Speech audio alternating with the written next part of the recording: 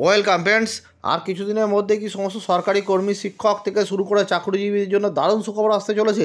এরকমই একটি আপডেট উঠে আসছে, অবশ্যই দেখে রাখবেন, ভিডিওটি শেয়ার করবেন, চ্যানেল নতুন হলে সাবস্ক্রাইব করুন।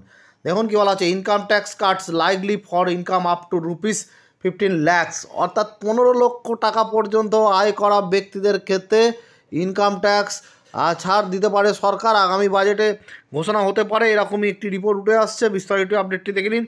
The government is considering cutting income tax for individuals making up to ₹15 lakhs a year in February's budget to provide relief to the middle class and boost consumption as the economy slows. Two government sources told the news agency Reuters. তাহলে দেখলেন, রয়টার্সকে উদ্ধৃত করে এই খবরটি উঠে এসেছে যে 15 লক্ষ টাকা পর্যন্ত ট্যাক্স ছাড় দিতে পারে সরকার, কেন্দ্রীয় সরকার আগামী বাজেটে, অর্থাৎ ফেব্রুয়ারি মাসে যে বাজেট ঘোষণা হবে তাতে একটা সম্ভাবনা রয়েছে।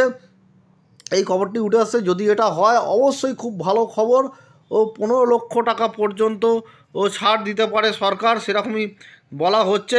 Move could benefit tens of millions of tax payer, specially city dwellers burden by high living cost if they opted for 2020 tax system. তাহলে দেখলেন, যারা এই 2020 ট্যাক্স সিস্টেম অর্থাৎ নিউ জিডিজমে থাকবে তাদের ক্ষেত্রে এই ছাড় দেওয়ার একটা সম্ভাবনা রয়েছে। এবার দেখতে হবে যে 1 ফেব্রুয়ারি যে বাজেট ঘোষণা হবে তাতে কি হয়, 15 লক্ষ টাকা পর্যন্ত হয় কি তার কম হয়, বা যা রয়েছে সেটাই থাকে কি না। তবে ট্যাক্স ছাড় দেওয়াটা অত্যন্ত জরুরি, তার কারণ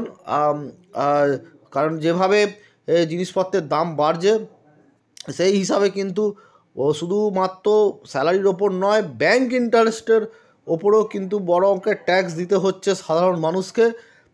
ফলে অনেকটাই ট্যাক্স পেমেন্ট করতে হচ্ছে, ব্যাংক ইন্টারেস্ট প্লাস স্যালারি। বিশেষ করে স্যালারি এমপ্লয়ীদের ক্ষেত্রে অনেকটা বেশি ট্যাক্স কিন্তু পেমেন্ট করতে হচ্ছে। এই দুই ধরনের ইনকাম অ্যাড হয়ে যাওয়ার ফলে তাদের কিন্তু অনেকটাই ট্যাক্স যাচ্ছে। ধন্যবাদ।